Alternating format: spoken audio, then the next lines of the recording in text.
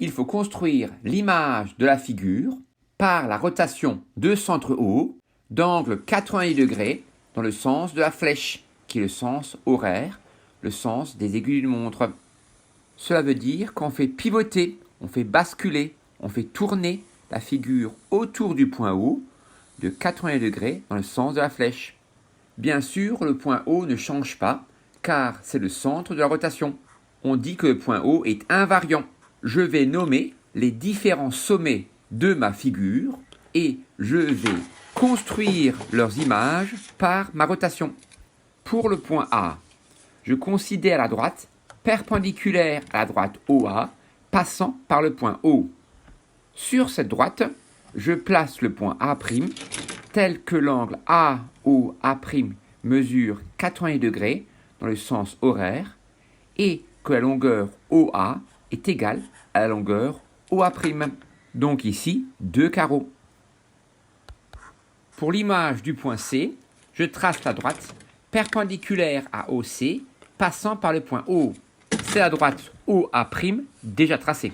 Et je place sur cette droite le point C' tel que OC' est égal à OC, donc ici 4 carreaux, et que l'angle COC' mesure 80 degrés dans le sens des aiguilles de montre.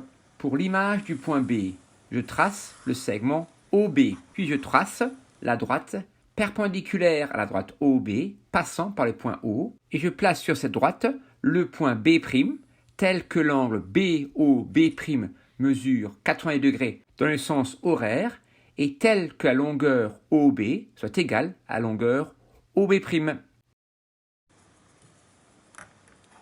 De la même manière, pour l'image du point D, je trace le segment DO, puis je trace la droite perpendiculaire à DO, passant par le point O. Sur cette droite, je place le point D', tel que l'angle DOD' égale à 80 degrés dans le sens horaire, et tel que la longueur DO est égale à la longueur OD'. Pour l'image du point E, je trace le segment EO, puis je trace la droite perpendiculaire à la droite EO et passant par le point O. Sur cette droite, je place le point E', tel que l'angle EOO' est égal à 80 degrés dans le sens horaire, et tel que la longueur EO est égale à la longueur OE'. Pour l'image du point F, je trace le segment OF, puis je trace la droite perpendiculaire à la droite OF et passant par le point O. C'est bien sûr la droite OA. Sur cette droite, je place le point F', tel que l'angle FOF' mesure 80 degrés dans le sens direct, et tel que OF est égal à OF', donc ici 4 carreaux. Je constate que le point F' est confondu avec le point C. Avant-dernier point, je vais placer l'image du point G. La droite OA est perpendiculaire à la droite OG. Et sur cette droite OA, je place le point G', tel que l'angle GOG' est égal à 80 degrés dans le sens direct, et tel que OG est égal à OG', c'est-à-dire 2 carreaux. Enfin, pour l'image du point H, j'ai déjà tracé le segment OH, et la droite OE' est la droite perpendiculaire à la droite OH et passant par le point O. Sur cette droite, je place le point H', tel que l'angle HOH' est égal à 80 degrés dans le sens direct, et tel que la longueur OH est égale à la longueur OH'.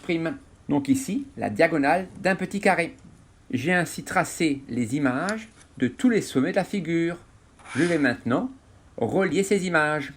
Je trace le segment OA', le segment A'B', le segment B'C', le segment C'D', le segment D'E', le segment E'F', le segment F'G', le segment G'H' et le segment H'O. Pour mieux voir la figure ainsi obtenue, je peux rapidement la colorier.